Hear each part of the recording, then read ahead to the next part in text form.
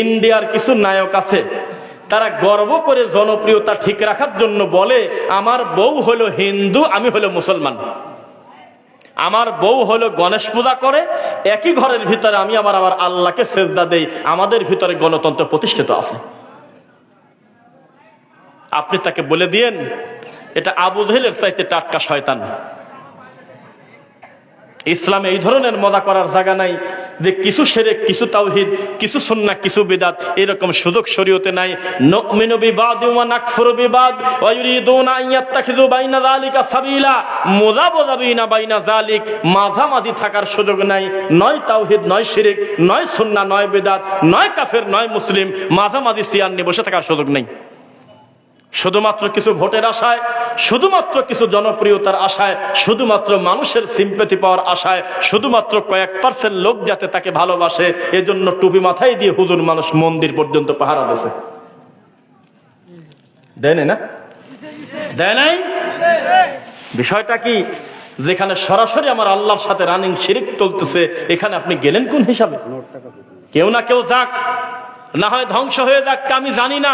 এগুলো দেখার জন্য অফিসিয়াল লোকের অভাব নাই। আমি একটা হুজুর মানুষ, দাড়িওয়ালা মানুষ, টুপিওয়ালা মানুষ, আমি কোরআন পড়ি, হাদিস পড়ি। আমি কিভাবে আবার নিজেরা বলে আগ্রহ করে সবাই রেডি হয়ে আছে, আমাদের ডাকলেই মন্দিরে ঢুকে গিয়ে আমরা পাহারা দিয়ে আসবো। কোন এক হুজুর বলতেছে, বড় আল্লামা, তিনি বলতেছে এই মন্দিরে আসতে পেরে আমি অন্তরে শান্তি পেয়ে গেছি, আলহামদুলিল্লাহ।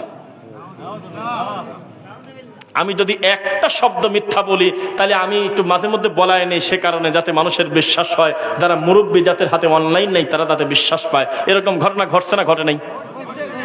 হাত উঁচু করতে শুনে দেখেন। তারপরে মন্দিরে যা শ্লোক পড়তেছে, শ্লোক পড়তে পড়তে বলতে পড়তে পড়তে মন্দিরে গিয়ে বলতেছে, শোনেন, আপনারা আমাকে পর মনে করেন না, আমার ভিতরেও একটা ভালো মানের ব্রাহ্মণ আছে।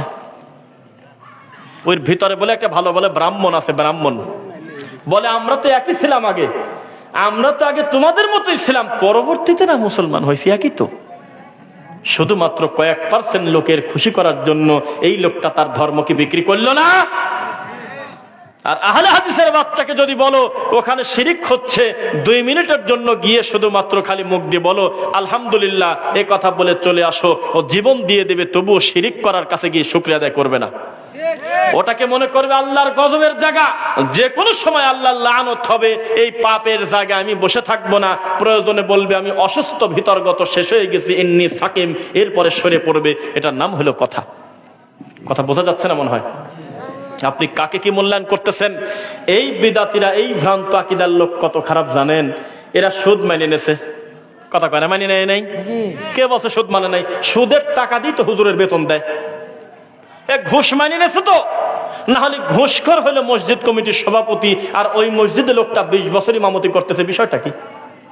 বিষয়টা কি আপনার বলেন? তার মানে এই হুজুর নীরব ভাবে সুদ মেনে নিয়েছে, ঘুষ মেনে নিয়েছে, নেয় নাই? এই হুজুর বেপরদাকে মেনে নিয়েছে। কেননা এই হুজুরের পিছনে যারা সেজদা দেয়, অধিকাংশ মুরব্বীর ছেলের বউ আর হলো নিজের মেয়ে, অর্ধ উলঙ্গ হয়ে রাস্তাঘাটে ঘোরাফেরা করে। এই ইমাম ঠিকই জানে। এমন কোন প্রতিবাদ করে নাই যে কারণে তার চাকরি হারিয়ে গেল, যে কারণে মুরব্বী সংশোধন হয়ে দায়ুসের খাতা থেকে নামটা কেটে দিয়ে একটা সুপুরুষ হলো। বোঝা গেল এই হুজুর নীরবে বেপরদা মেনে নিয়েছে। ছেলে মানুষের কানেরটা মেনে নিয়েছে হুজুর। এখন আপনি ইউটিউবে লেখেন, গুগলে লেখেন, ছেলে মানুষের কানের দুল পরা, দেখবেন যে হাজার হাজার বাঙালি ছেলের 2 কানে 2টা দুল আছে। মিথ্যা বলতেছি আমি নাকি? এখন লেখেন মেয়েদের পোশাক ছেলেরা পরেছে, এই কথা বলে যদি বিডি লিখে দেন, বাংলাদেশে বহু মহিলাকে দেখবেন প্যান্ট শার্ট পরে তারা রাস্তাঘাটে ঘুরতেছে, প্যান্ট শার্ট পরে তারা ইউটিউব ফেসবুকে ছবি ছাড়তেছে। ঠিক কিনা? তার মানে হুজুর মেনে নিয়েছে। হুজুর যদি জুমার খুতবায় খালি ওই হাদিকে বলতো আপনি মানুষই না, আপনি একটা দায়ুস, আপনি ল্যাংটা মহিলার বাপ, আপনার এই বেহায়াপনার কারণে আপনাকে জাহান্নামে যেতে হবে, আপনি হলো দায়ুস, মন মতো যদি কয়েকদিন ছাড়তো, আমি আশাবাদী যেভাবে হোক ওর স্ত্রীকে পিটায় হলেও, তার সন্তানকে পিটায় হলেও এই বিপদটা থেকে সে বাঁচাতো ইনশাআল্লাহ।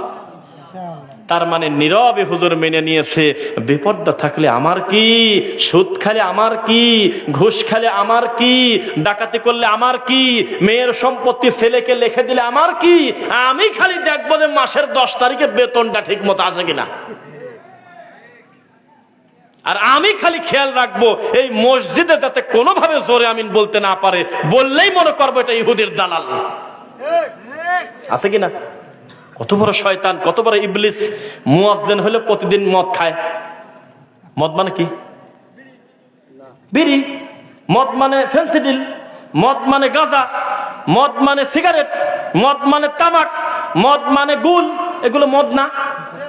আরবিতে প্রত্যেকটা আলাদা করে বলা নাই। আলেমের মুখের দিক তাকান, মধুমিনুল খামর বলা হয়েছে, খমর। আল্লাহ যদি প্রত্যেকটা এই গাঁজার আর ফেন্সিডিলের আর এই তরল পদার্থের নাম বলে বলে যদি আল্লাহ আলাদা করে হারাম করতে যেত, এত বড় কোরআনে শুধু নেশাদার দ্রব্যের নামই আসতো না। আমি কিছুদিন আগে ইন্ডিয়া যায় দেখেছি, ওদের যে সমস্ত জর্দার নতুন নতুন নাম, এই সমস্ত নামের জর্দা আমাদের বাংলাদেশে হাতে গোনা কয়েকটা পাওয়া যায়, আর বাকিগুলি পাওয়া যায় না। ইন্দোনেশিয়াতে গেলে না জানি সেখানকার মানুষগুলো আবার কোন ব্র্যান্ডের খায় আল্লাহই ভালো জানে। কি বলেন? তো কিয়ামত পর্যন্ত যত আরো মাদক ডেলিভারি হবে, আরো তামাকের নাম ভিন্ন হবে, মদের কোয়ালিটি বের হবে, এগুলো আল্লাহ জানেন না? জানেন কিনা? যদি তিনি ভিন্ন ভিন্ন করে আলাদা করে নাম লিখতে যেতেন, তাহলে কোরআন মাজিদে শুধু জর্দার নামে আসতো না। হাকিমপুর, শোভা, রতন, বিদাপাতি, ন্যাশনাল, নুরানি নাম দেশে। কন্ত জ্বালা! নুরানি নাম দেশে মানে এটা হুজুরদের নিরাপদ গাঁজা। হুজুর বলতেছে যে আমি তো আর হাকিমপুর খাই না, আমি তো আর রতন খাই না, আমি খাই নুরানি। নামটা কত আরবি সুন্দর নাম, নুরানি কায়দা। ও দেখানো তো লেখা আছে। কি লেখা? কি লেখা? কি লেখা? নুরানি কোরআন শরীফ। তাহলে কোরআন আর শরীফটা থাক, আমি এই গ্যাপে বসে দিচ্ছি নুরানি জর্দা। তাহলে কত জর্দা ইবলিস ডেলিভারি দিচ্ছে। এবার আপনি আমাকে সিরিয়াল করে বলেন, এমন একটা শব্দ নবী মুখ দিয়ে বলেছে কিয়ামত পর্যন্ত তার প্রক্রিয়া, তার বোতল, তার সুরমা, তার গঠন, তার লেভেল, নাম ভিন্ন হতে পারে। কুষ্টিয়াতে তৈরি হোক আর লালমনিরহাটে তৈরি হোক, মদ মানেই আরবিতে এমন একটা নাম দিয়েছে খমর, যার ভিতরে